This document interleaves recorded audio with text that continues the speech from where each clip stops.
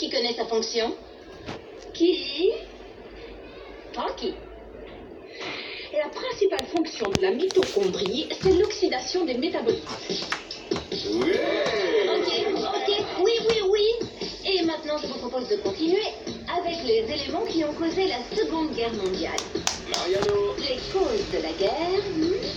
Frankie.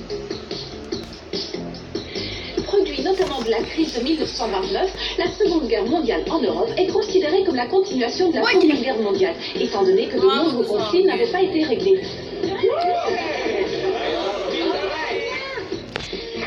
Frankie, évidemment, j'imagine que tu as lu l'Iliade. Oui, je peux te la réciter de mémoire. Non, ça ira. Oui. Dis-moi, comment tu fais pour tout savoir par cœur? Eh bien, c'est parce que Frankie est une fille qui étudie ses cours assidûment. Oui, j'ai étudié tout le programme pour ne pas être en retard. Je l'ai pas fait. Dans ce cas, je présume que tu as étudié l'hydrolyse.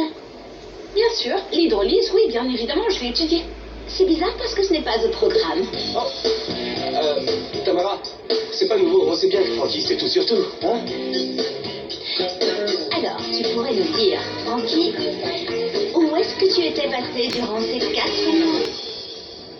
J'ai été désigné pour être le directeur de l'école dans laquelle est inscrit ton fils. D'ailleurs, je ne savais pas que tu en avais un. Oui, tu sais bien, Segundo, je n'aime pas m'étendre sur ma vie privée, c'est comme ça. Comment ça, Paul?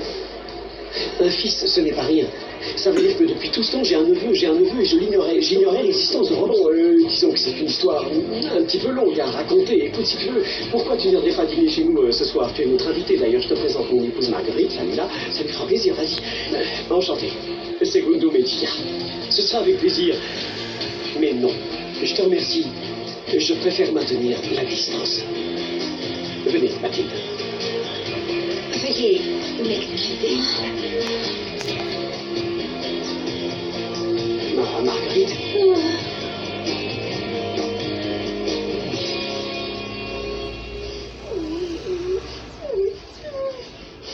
Qu'est-ce qui t'arrive? Ma peluche. Ta peluche? Où est-elle? Oh, waouh! Ta peluche veut apprendre à voler. C'est bien. Non, ce sont des grands pas gentils qui l'ont jetée dans